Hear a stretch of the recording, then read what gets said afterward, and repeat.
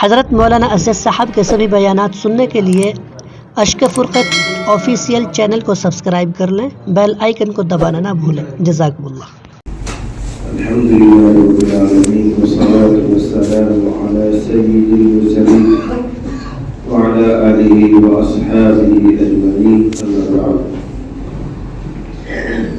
اعوذ باللہ من الشیطان الرجیم، بسم اللہ الرحمن الرحیم۔ وعباد الرحمن الذين يمشون على الأرض هونا وإذا خاطبهم الجاهلون قالوا سلاما والذين يبيتون لربهم سجدا وقياما۔ صدق اللہ العظیم۔ بزرگوں اور بھائیوں، بات یہ چلی تھی کہ اللہ تعالیٰ کے جو خاص بندے ہیں، اللہ نے ان کی 13 صفات بیان کی ہیں، 13 خوبیاں بیان کی ہیں۔ ان میں سے 2 خوبیوں کا تذکرہ کل کی مجلس میں آیا تھا کہ وہ زمین پر چلتے ہیں، عاجزی انکساری کے ساتھ چلتے ہیں۔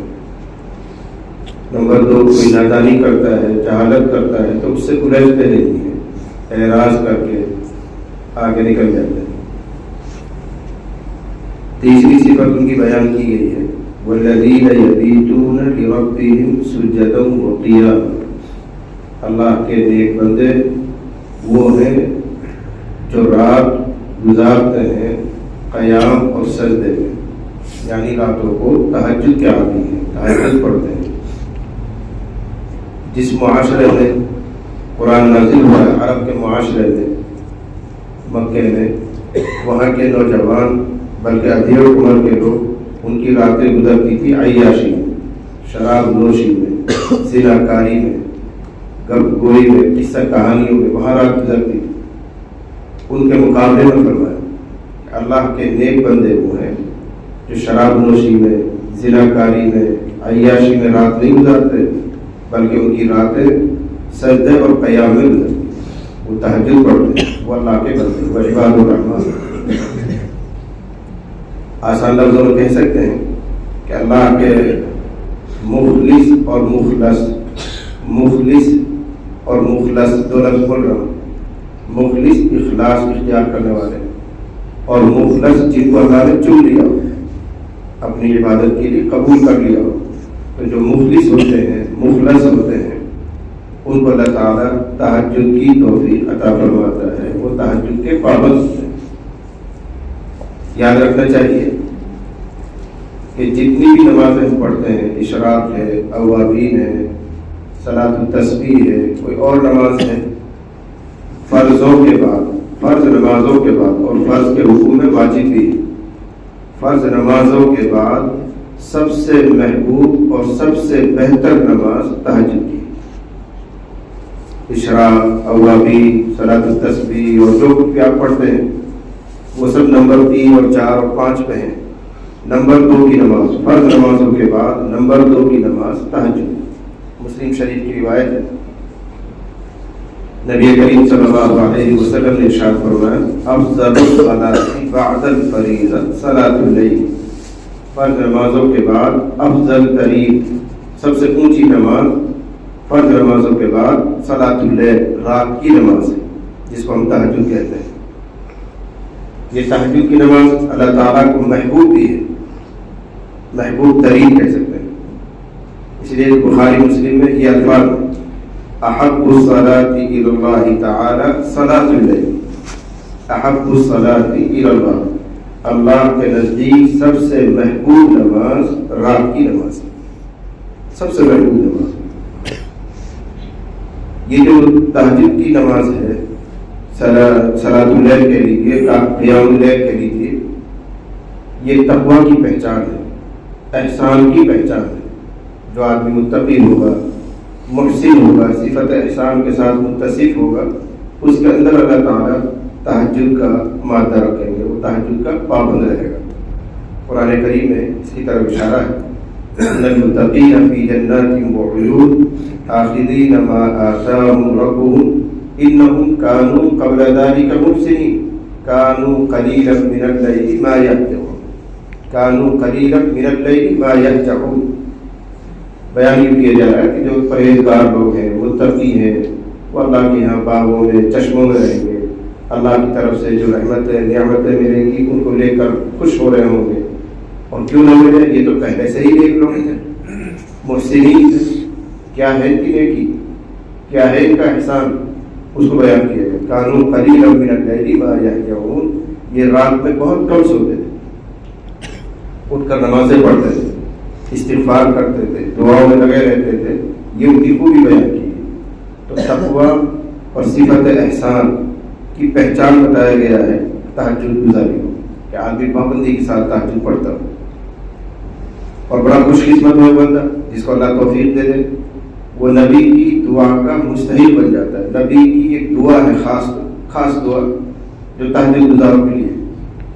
ہم بزرگوں کے پاس جاتے ہیں، علماء کے پاس جاتے ہیں، سب سے دعا کی درخواست کرتے ہیں، اور بڑی عقیدت سے علماء سے ملیں گے، بزرگوں سے ملیں گے، حضرت جی سے ملیں گے، دعا رکھ جائیں گے.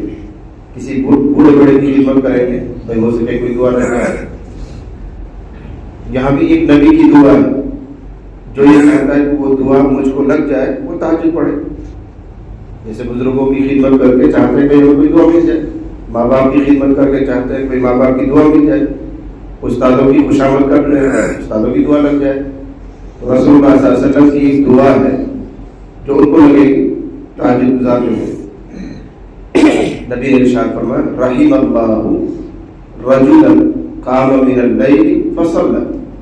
یہ دعا ہے، رحم اللہ رجلا، اللہ رحم فرمائے اس شخص پر جو رات کو اٹھے اور تہجد پڑھے. دیکھو نبی نے دعا دے رکھی، رحم اللہ، اللہ اس پر رحم فرمائے. اور جب اللہ رحم فرما دے گا تو معاملہ سیدھا ہوگا، دنیا کا بھی اور آخرت کا. مرحوم جس پر اللہ کی خاص رحمت نازل ہو اس کا بیڑا پار ہو جائے گا. تو اب جو یہ چاہتا ہے کہ نبی کی دعا مجھے لگ جائے، تہجد پڑھا کر.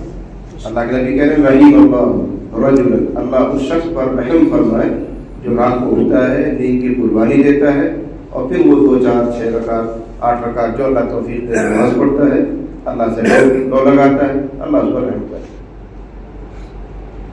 حضرت نبی کریم صلی اللہ علیہ وسلم جب مدینہ پہنچے ہیں تو جو بالکل ابتدائی ہدایات تھی اور ابتدائی تعلیم آپ کی مدینہ میں تھی، ان میں اس کا بھی تذکرہ تہجد کا. حضرت عبداللہ ابن سلام جو اہل کتاب میں سے ہیں اور ان کو انتظار تھا کہ آخری نبی مدینے میں آنے والے ہیں، اور جب معلوم ہوا کہ ہجرت کا سفر مکے سے شروع ہو گیا ہے تو مکے کے مدینے کے سارے لوگ بھی انتظار کرتے تھے. مسلمان بھی انتظار کرتے تھے، یہودی بھی انتظار کرتے تھے. مسلمانوں کا انتظار کرنا تو ظاہر ہے کہ ہمارے نبی آ رہے ہیں. روزانہ صبح کو نکلتے تھے مدینے سے باہر، سنیت الوداع ایک جگہ کا نام تھا، وہاں تک نکلتے تھے. ٹیلوں پر، کھجور کے پیڑوں پر چڑھ کر دور تک دیکھتے تھے. موبائل کا زمانہ تو تھا ہی، جو یہ پوچھ لے کہ کہاں پہنچے. ٹیلوں پہ چڑھ جاتے تھے، پہاڑیوں پہ چڑھ جاتے تھے، کھجور کے اوپر چڑھ کر دیکھتے تھے کہ کوئی قافلہ نظر آیا، 2 4 آدمی کے مسافر نظر آئیں گے، لے آ رہے ہوں گے. لیکن جب دھوپ ناقابل برداشت ہو جاتی تھی، تیز ہو جاتی تھی، سب واپس لوٹ جایا کرتے. ایسے ہفتوں بھر ایسا ہوا، روزانہ بچے بھی کر رہے ہیں، عورتیں بھی، بوڑھے بھی، شوق میں نبی آ رہے ہیں تو زیارت کے لیے دور سے ہی استقبال کے لیے چڑھ جایا کرتے تھے. عبداللہ ابن سلام بھی کچھ بھیڑ بڑھا کرتے تھے، انتظار کرتے تھے. یہ یہودی جایا کرتے تھے صرف دیکھنے کے بھی کون ہے ان کا نبی، اور کیا واقعتاً وہ نبی وہی ہے جس کی پیشین ہوئی، جس کی خبر دی گئی ہے کہ آخر میں ایک نبی آئے گا. چونکہ یہ پڑھے لکھے لوگ تھے تو ان صفات کو، ان نشانیوں کو، اس کلیے کو دیکھنا چاہتے تھے محمد رسول اللہ میں کہ واقعتاً وہی نبی ہے، اس لیے بھیڑ لگاتے تھے.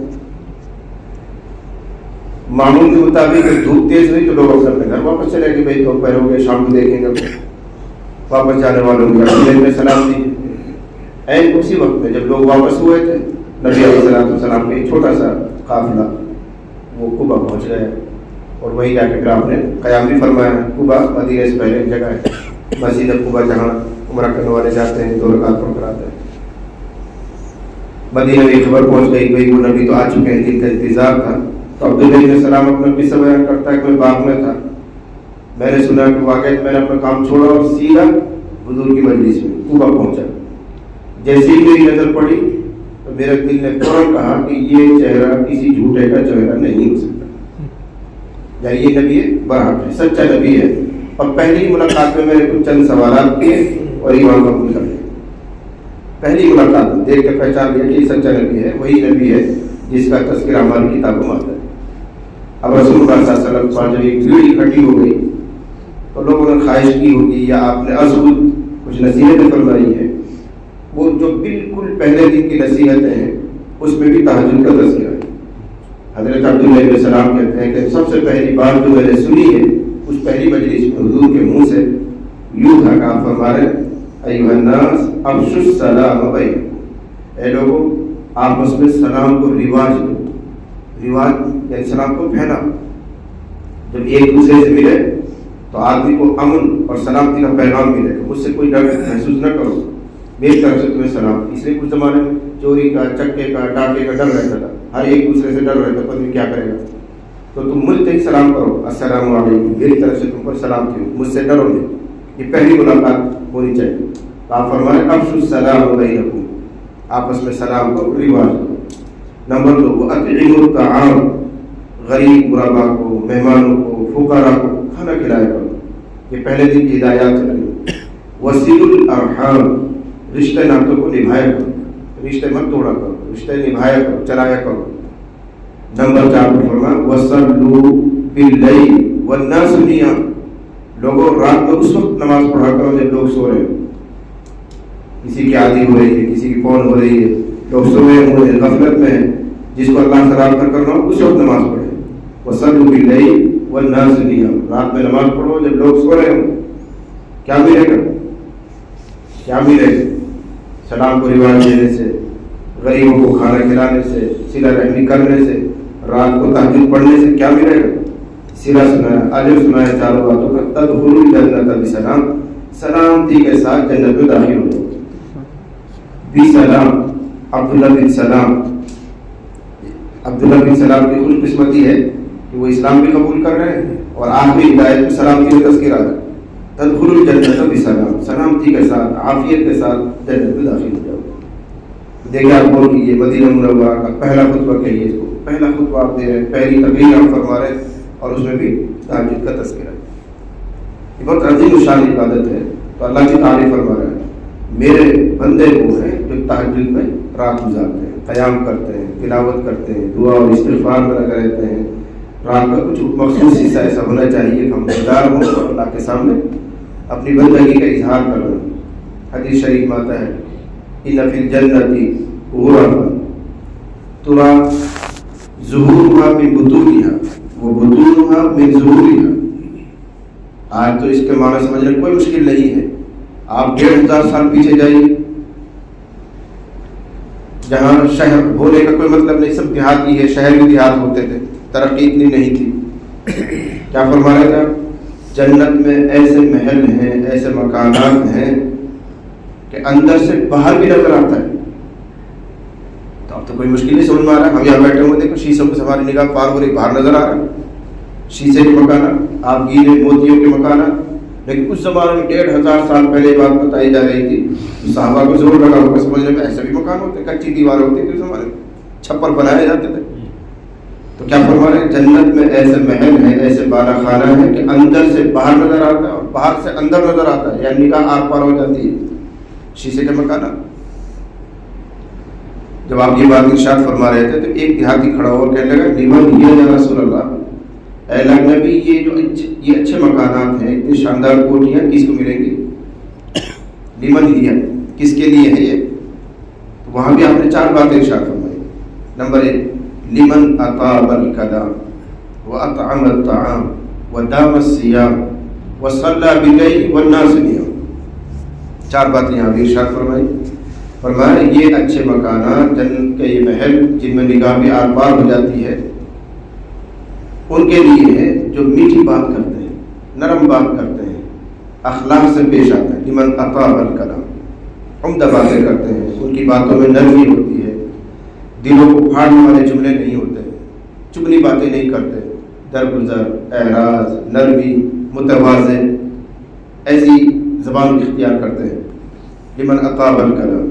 نمبر 2 اطعم الطعام, سخاوت مزاج میں لوگوں کو کھانا کھلاتا ہے. صرف کھانا کھانا نہیں, کھلانا بھی ایک صفت ہے. کوشش کرے آدمی کہ ہر جگہ جہاں بھی کوئی ایسا مصرف ہو اس میں حصہ داری ہو جائے. ظاہر بات ہے اکیلا ہم اتنی حیثیت نہیں رکھتے کہ کوئی بڑا خرچ ہم اپنے اپنے ذمہ لے لیں, لیکن کچھ حصہ داری. اللہ تعالیٰ تو ذرہ نماز ذرہ کی بھی پوری قیمت دیتے ہیں. ایسا بخیل تو انسان ہی ہے جو جتنا حصہ لیتا اتنا حصہ جواب میں دیتا ہے. اللہ تعالیٰ تو تھوڑے پہ بھی پورا نوازتے ہیں.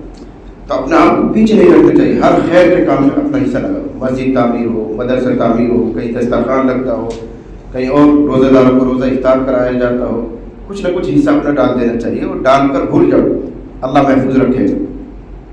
ڈال کر بھول جاؤ, جو کہا جاتا تھا مسئلہ ہے نیکی کر اور دریا میں ڈال, وہ یہی ہے, بھول جاؤ. لیکن اب تو یہ ہے کہ نیکی کرو فیس بک پر ڈال. آج کل تو شو بن گئے, نیکی کرتے فوراً موبائل پہ, نیکی کرتے فوٹو کھینچواتے ہیں. یہ سب غلط ہے. لمن اطاب الکلام, تو یہ شاندار محل ان کے لیے ہے جو اچھی اور میٹھی باتیں کرتے ہیں, کسی کا دل نہیں دکھاتے ہیں, سخاوت کرتے ہیں, دسترخوان ان کا چلتا ہے, لوگوں کو کھلاتے ہیں, غریبوں کو, فقیروں کو, مسافروں کو, مہمانوں کو کھلاتے ہیں. ودام الصیام,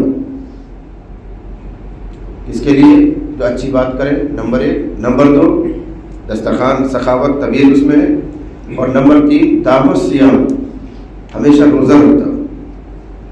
ہمیشہ روزہ رکھنے کی مطلب نہیں پورے سال رکھیں گے آپ, 365 دن رکھیں گے.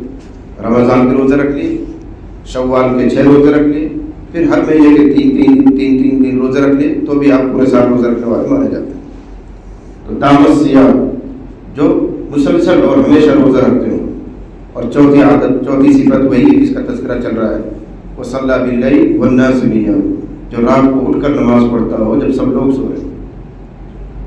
یہ تہجد تو اللہ تعالیٰ عباد الرحمن جو اس کے خاص بندے ہیں جن کو اللہ پسند کر رہا ہے اور پھر ان کی تعریف کر رہا ہے, میرے بندے تو وہ کہلاتے ہیں جن میں یہ تیسری بات. جب سب لوگ سو رہے ہوتے ہیں تو اپنی میٹھی نیند کو قربان کر کے وضو کرتے ہیں, 2-4-6 رکعت پڑھتے ہیں, تنہائی میں اللہ سے مانگتے ہیں.